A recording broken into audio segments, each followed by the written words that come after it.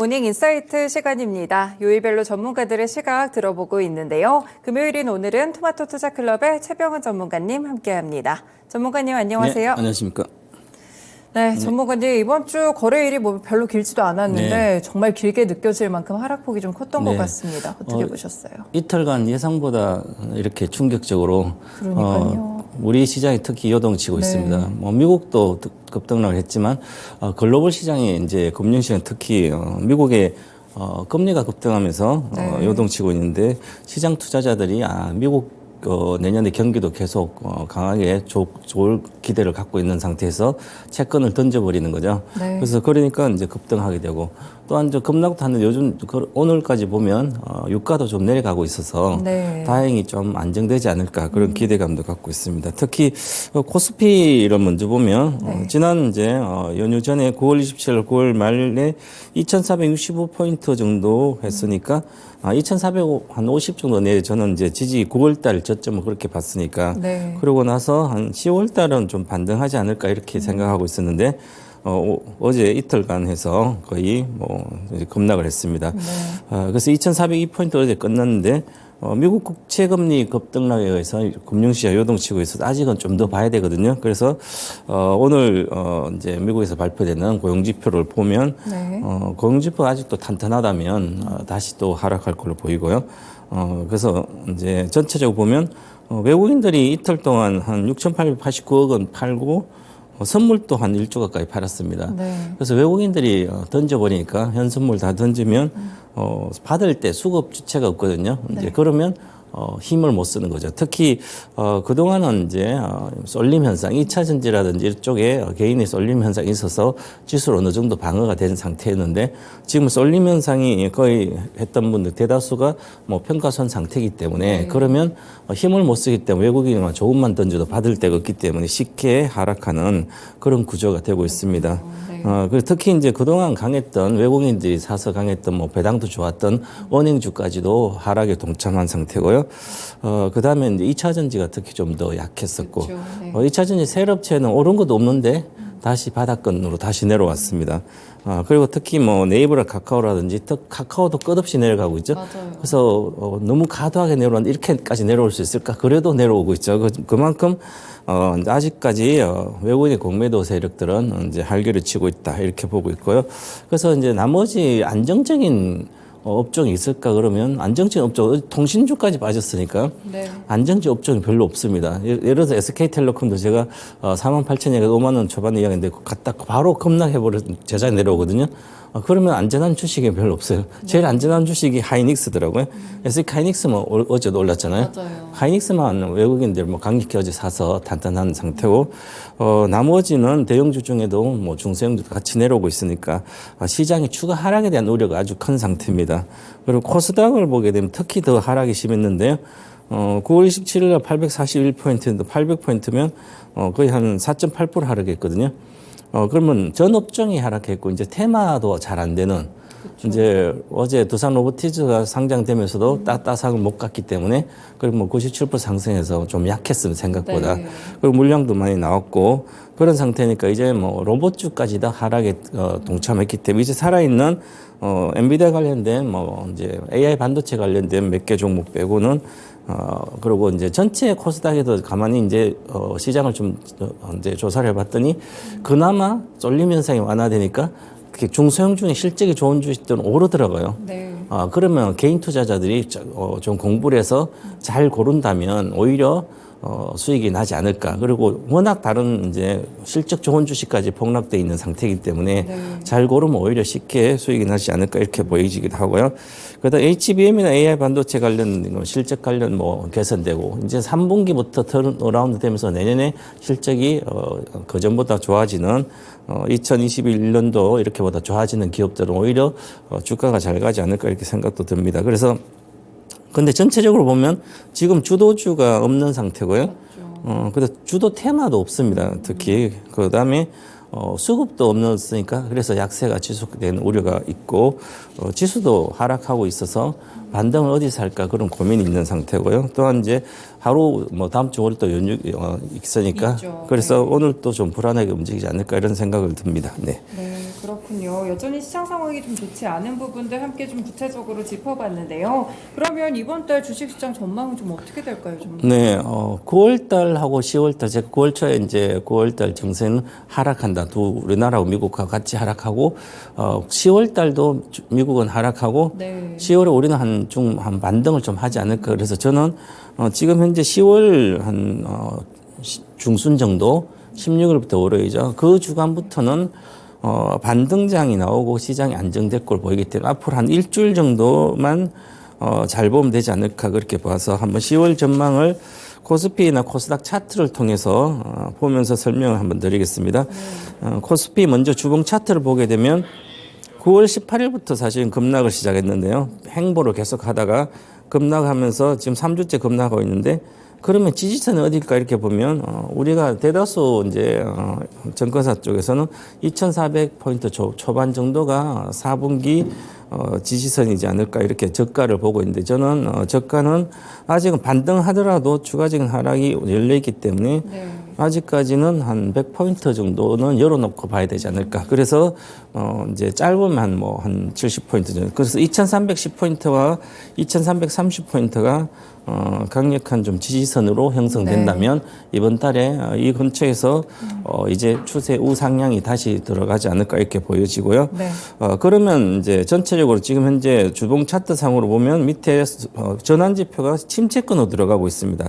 침체권으로 들어가게 되면 바로 급반등을 하지 않거든요. 네네. 행보를 하든지 추가 하락하든지 하면서 시간이 좀 걸릴 걸로 보입니다. 그래서 주봉 차트를 보면 시간 걸리고 실제로 9월 18일 날 그 주간에 급락을 줬기 때문에 이제 연휴 전에 또 하락했고요. 어제도 하락하고 이번 주도 하락하죠. 그러면 반등하더라도 아직은 시간이 좀 필요하고 추가 하락에 대한 열려 있다 이렇게 봐야 되고요.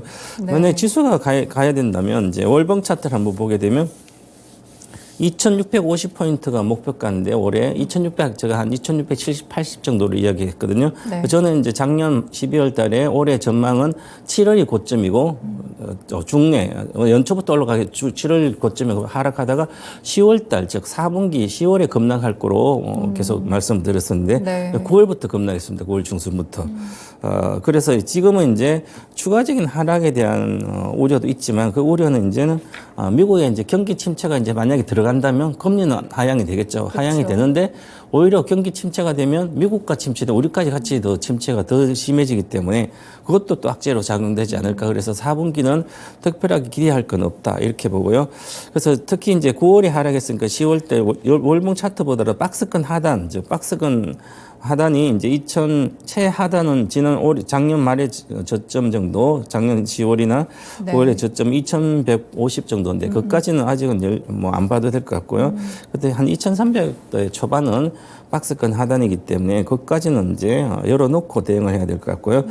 스토캐스틱 차트를 보면 위에 가일권이 쌍봉을 그리면서 내려왔고요. 네. 왼쪽에 보면 계속 동그라미를 제가 3개 쳐놨는데 이게 삼봉이 하면서 내려왔을 때는 오랫동안 빠집니다. 네. 그래서 과거에 이제 2017년도 고점 오랫동안 빠졌고요. 그다음 2020년도도 끝나고 21년도부터 거의 2년간 가까이 빠졌죠. 그 다음에 지금은 이제 쌍봉 그리면서 내려왔지만 단숨에 급락을 했기 때문에 다시 반등을 해줄 걸로 보여서 네. 오랜 시간 하락보다는 이제 추가 하락하던 행보 정도는 되니까 우려하지 않으면 되고요. 이제는 이제 차별화가 완화된 상태에서 이제 정상적인 과거처럼 네. 시장이 좀 흘러가지 않을까. 그 중에서 우량주라든지 실적 개선된 주는 오히려 반전의 기회가 있기 때문에 가격 메리트도 있는 상태라서 이제 개인 투자자들이 좀 똑똑하고 틈새를 잘 찾는 분들은 오히려 수익 내기 좋지 않을까. 리스크가 적은 상태에서 네. 그렇게 봐야 될 것 같고요. 코스닥을 보게 되면 코스닥 주봉 차트는 이것도 한 4주간 이제 3주간 급락했는데. 그렇네요. 네. 가장 일봉 차트는 7월 26일 날에 이제 대다수 2차전 양극재 다 고점이 있기 때문에 그날 급락했기 때문에 그때부터 시작이 됐습니다. 사실은.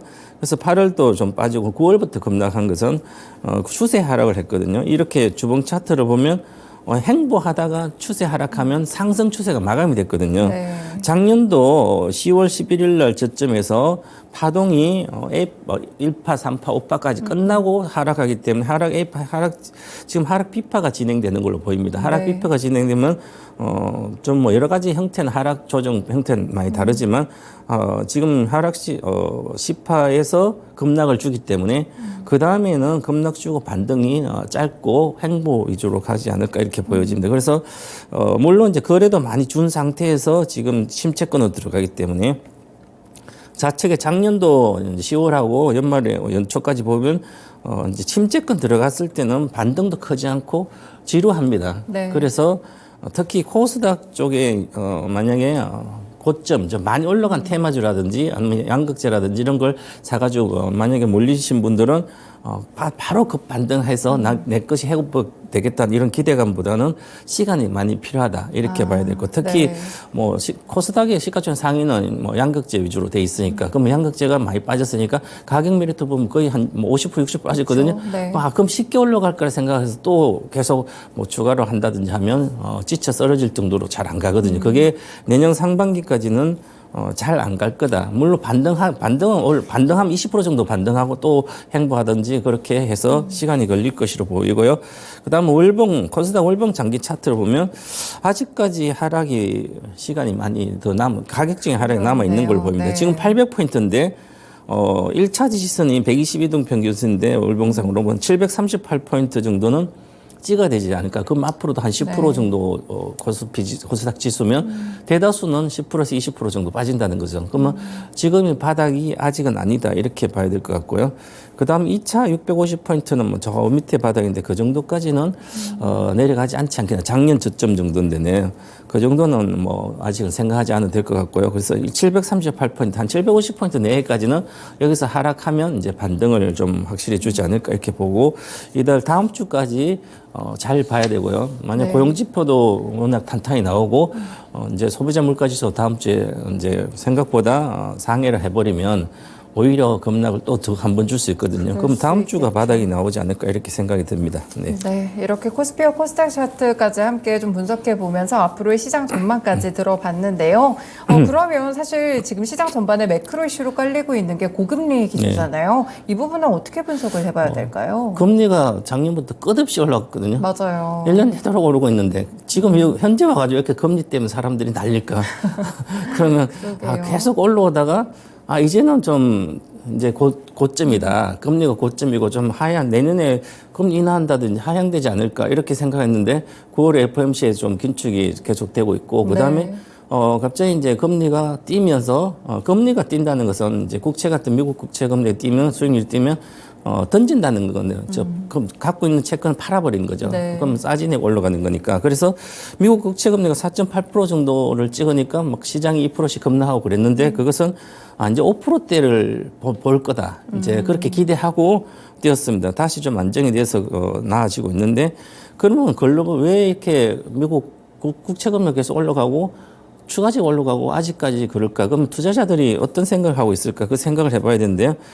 미국의 2023년 GDP 경제 성장 컨센서스는 네. 뭐 지금 높여놨습니다. 네네.